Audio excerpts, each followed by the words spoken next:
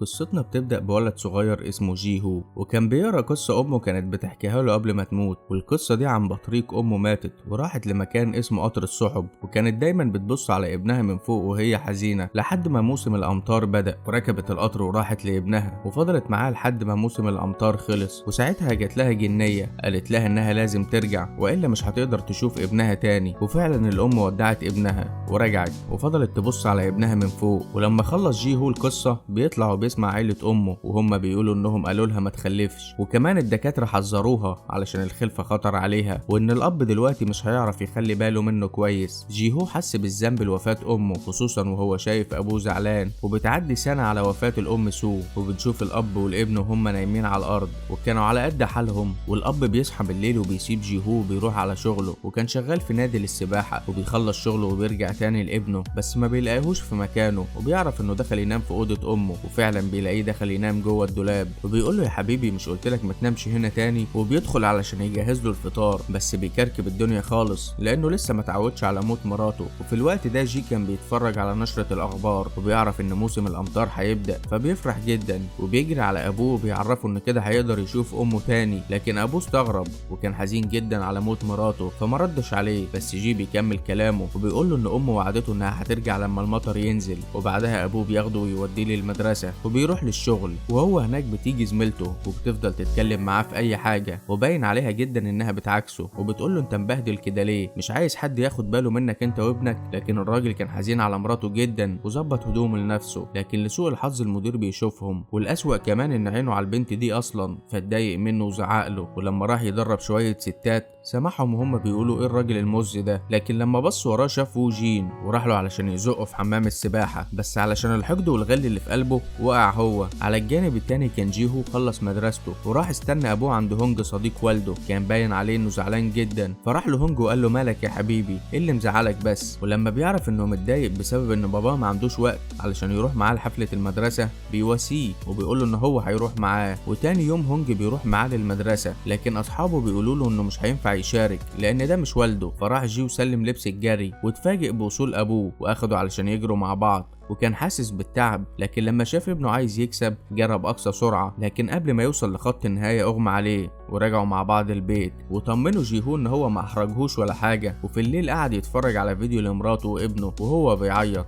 وتاني يوم صحى جيهو ولقى السما بتمطر، فطلع يجري على محطة القطر علشان يقابل مامته. وجين راح وراه وحاول يواسيه لما ملقاهاش، لكن وهم مروحين شافوا واحدة قاعدة في نفق لوحدها، فزعق جي وقال ان دي امه. لكن طبعا هو جين مش مصدق، ولما قربوا منها اكتشف انها فعلا مراته سو. وجيهو كان متحمس ومبسوط انه اخيرا قابلها، لكن كان باين عليها انها مش فاكرة اي حاجة. ولما اتأكد وجين انه مش بيحلم اخدها للبيت، ولانهم مش عارفين ده حصل ازاي اقترح وجين على ابنه انهم يدعوا ان سو ما ماتتش اصلا علشان ما تخافش منهم وتهرب، وزيفوا قصة عن انها كانت مريضة وكانت في مستشفى اسمها ارض السحاب وانها خرجت امبارح، لكنها برضه مش فاهمة كانت بتعمل ايه في النفق. فقال لها وجين انهم كانوا بيلعبوا استغماية وهي وقعت واتخبطت جامد وجالها فقدان مؤقت في الذاكرة. وفي الليلة دي بينام جيهو معاها، وبيفضل وجين كل شوية يتأكد انها بتتنفس وعايشة. تاني يوم بدأوا حياتهم الغريبة كعيلة مرة تانية، وما زالت سو مش متعودة عليهم لكنهم متحمسين برجوعها. ولما دورت في حاجتها لقت خاتم جوازها. ورجع جيهو من المدرسة بدري وكذب عليها وقال لها ان المدرسة ما كانتش موجودة، وبدأ يهرب من المدرسة كل يوم علشان يقضي معاها اكبر وقت ويلعبوا مع بعض العاب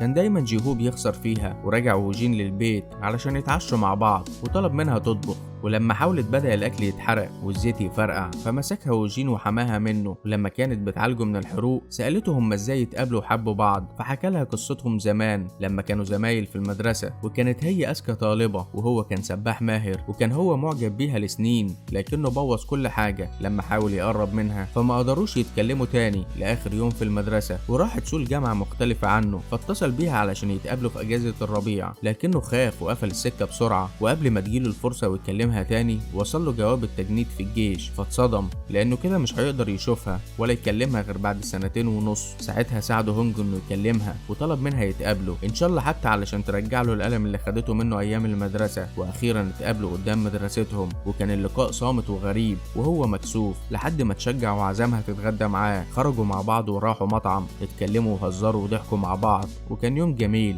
لحد ما خلص اليوم. وكانت هترجع لكليتها. فضل مراقبها وهي بتبعد، وفجأة طلع يجري ورا الأتوبيس لحد ما دخل لها وهو متغرق من المطر، بس علشان يسألها لو كان ينفع يكتب لها جوابات. فضحكت سو ووافقت، وبعد ما حكى لهم القصة ضحكوا على سخافته زمان. وتاني يوم بتكتشف سو مدخل لمكان غريب ورا بيتهم، وبتعرف ان دي ورشتها القديمة. وقتها كان وو جين بيشتغل بحماس وسعادة بعد رجوع مراته، ولاحظت ده زميلته في الشغل اللي معجبة بيه. ولما قابله هونج قال له انه مظبط له ميعاد مع واحدة، لكن وو جين رفض، وافتكر هونج انه بيحب واحدة تانية من وراه. لكن وو جين رفض يتكلم ومشي، فراح هونج الميعاد مكانه. ولما العيلة كانت بتقضي وقت ممتع مع بعض ظهر لهم هونج وهو سكران ولابس بدلة البطريق الأم اللي في قصة جي هو، وحاول جي هو يخبيها منه، لكن في النهاية خرجت وشافها هونج. خاف جدا وافتكر انها شبح، فطلع يجري من البيت. وبعدها ما فهمتش سو تصرفه، فطلبت من ووجين يكمل قصته معاها. فبيحكي لها ان اول مرة يمسكوا ايد بعض كان بعد ما حضروا فيلم سوا، وتاني ميعاد ما بينهم قعدوا لوحدهم فوق هضبة يتفرجوا على فيلم في سينما السيارات. قربوا من بعض علشان يشوفوا بالمنظار، وساعتها ووجين بيبوسها. وفي وقتنا الحاضر لقت سو نفسها ماسكة ايده بعد ما سمعت القصة، وقضوا التلاتة وقت لطيف جدا مع بعض كعيلة سعيدة، بيلعبوا وبيروحوا النهر. ولما رجعوا البيت انهار ووجين واغمى عليه، وكانت سو بترعاه. فسألته سو هو مريض بايه، فما قالهاش، لكن قال لها ان المرض بدأ بعد ميعادهم التالت مع بعض.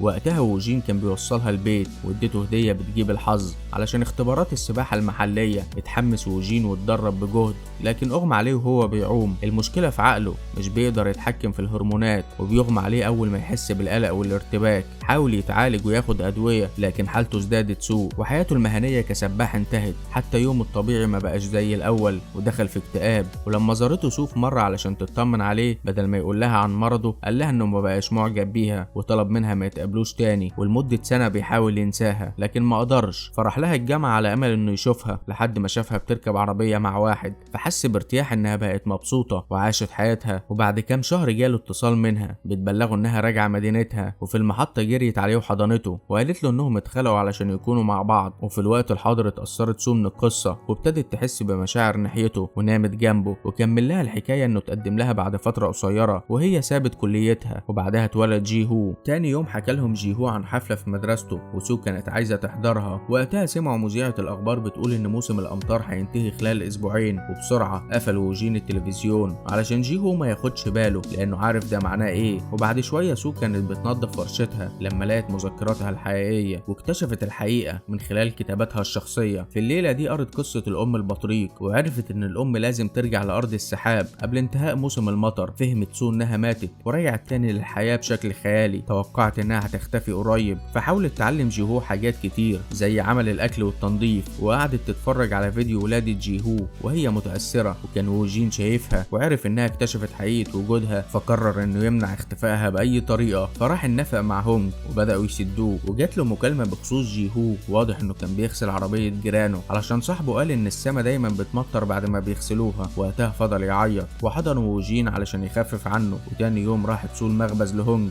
اللي مازال خايف منها، لكن بيتكلموا. وطلبت منه يعمل لها خدمة هتاخد وقت طويل لحد ما تتنفذ. وفي نفس الوقت اكتشف ووجين ان المطر هد الحاجز اللي هو بناه. وهي راجعه البيت شافت جي هو بيجري ناحيتها بعد ما خاف الا تكون اختفت، فطمنته انها كانت بس بتشتري كيكه. وبنعرف ان اليوم ده عيد ميلاد جي هو، واحتفلوا العيله بيه. وصوروا ووجين الاحتفال واخدوا صوره ليهم مع بعض، وخرجوا يتكلموا مع بعض شويه. قربت منه وباسته، وهما الاتنين خايفين يخسروا بعض تاني. وفي يوم حفله المدرسه اكتشفت سو ان المطر وقف، وكان جي هو بيجهز لدوره في الحفله، وابوه بيستعد يروح له، لكن بيلاقي حد متعور في حمام السباحه، فبيقرر ينزل وينقذه بعد ما كان بيخاف من الميه. وفضل جي هو واقف لوحده ومستني اي حد من عيلته. وفعلا وصلت سو في نص الحفله، ودي كانت اول مره مامته تحضر حفله في المدرسه، وكل واحد من الاطفال بيستعرض مواهبه. ولما كان الدور على جي هو كان حزين، فقال لهم انه شاطر جدا في كل الحاجات اللي علمتها له سو، وهيقدر يحمي باباه زي ما وعدها. الكل سقف له ومن ضمنهم سو وهي بتبكي. وللاسف ما قدرش ووجين يحضر الحفله لانه اغمى عليه وهو في الميه، وجات الاسعاف تنقذه بعد ما هو انقذ الراجل. ولما فاق طلع يجري يدور على عيلته في المدرسه وفي كل مكان، وكان جي هو بيدور على مامته في كل مكان. واخيرا لقاها بتتجه ناحيه ناحية النفق وطلب منها تفضل معاه، لكنها قالت له انها مضطرة تمشي دلوقتي. حضنته وودعته واعتذر لها جيهو لانه فاكر انها ماتت بسببه، لكنها قالت له ان حياتها ما كانش هيكون ليها طعم لولا وجوده فيها، وقالت له انها دايما هتكون شايفاه من ارض السحاب وهو بيكبر، ووصته يخلي باله من باباه. وكان ووجين قرب يوصل لهم،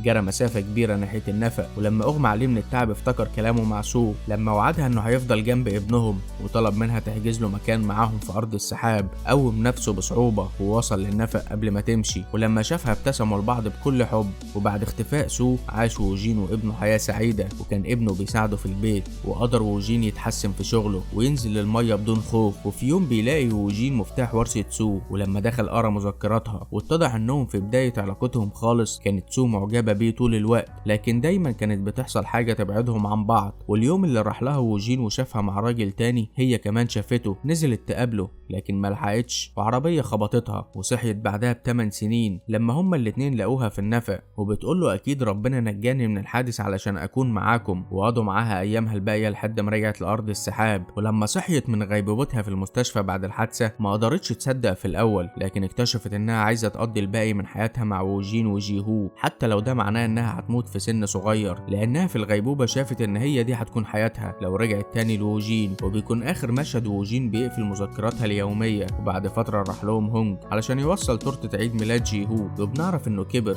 وبقى عنده 20 سنة، ودي كانت اخر تورتة وكارت معايدة طلبت سو من هونج يقدمهم ليه. جيهو بقى عنده 20 سنة وبدأ حياة جديدة، لكن ووجين لسه بيفكر في مراته سو اللي ماتت من 20 سنة ولسه بيشتاق ليها. وبكده يكون خلص فيلمنا، اتمنى يكون عجبكم ومستني تعليقاتكم واقتراحاتكم، وشكرا.